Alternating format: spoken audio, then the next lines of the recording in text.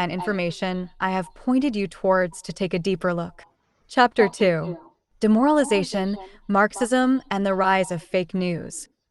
KGB defector Yuri Bezmenov worked as an agent of the Soviet Union's press/propaganda ministry. In an interview that took place on an American television network in 1984 after he had relocated to the USA after showing disgust in what he was seeing in his own country, he discussed a long-term plot being used to bring psychological warfare to the West in order to destroy it within.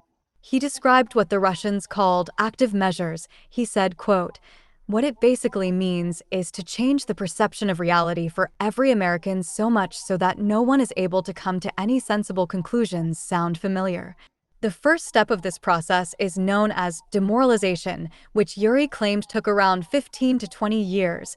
Why that many years? Because that's the minimum number of years it takes to educate one generation of students in the country of your enemy.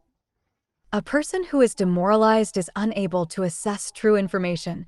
The facts tell nothing to him, Yuri said about the demoralization stage.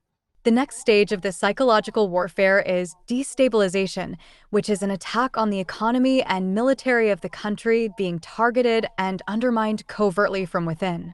The third stage of this attack is crisis, where violence is used and to change the structure of society, politically, economic, and structurally. The fourth and final stage is called normalization, which is basically an ironic term for a conquered state.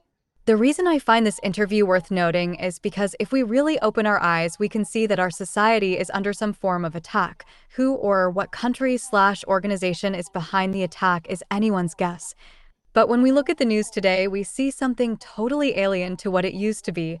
Sure, the news always had an agenda, but never before has such big money been put behind the news.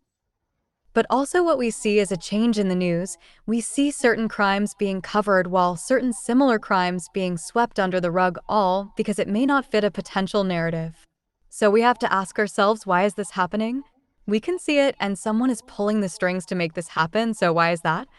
I don't want to go too far into this, but a clear example of this is in 2021, a black teenager named Ma'Khia Bryant was stabbing another girl with a knife in Columbus, Ohio, when a police officer got out of his car and shot Ma'Khia Bryant, saving the other girl's life who was being stabbed by Bryant. Now the media first edited the clip, which was recorded on either dash cam or police body cam, and they edited out the knife, trying to make the public think that this was another case of an innocent black person being shot by an evil white police officer who is racist and trigger-happy. So we have to ask ourselves, why in the world would someone be authorizing this?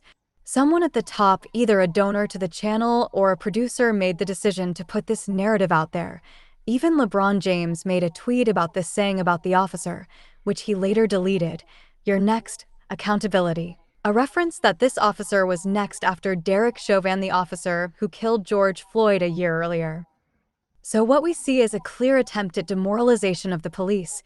Police were once the heroes in our movies and in our society who were willing to risk their lives to protect us. And of course there are bad people in all occupations, and police actually have a high percentage of narcissists and psychopaths. It's one of the higher percentage jobs those type of people search for because of the power they get over others' lives, so I'm obviously not saying they're all a bunch of angels I know of.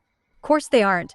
That's not the point I'm trying to make. The point I'm trying to make is who is pulling the strings here to try to hide the fact from the public that the young woman shot was literally in the act of stabbing someone. And in just a year or two, the actions of just a few people and news organizations basically changed all that.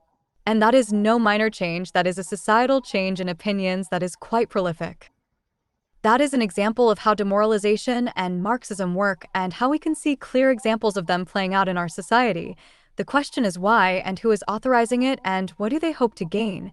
Likely it is a divide and conquer tactic, but where is it coming from?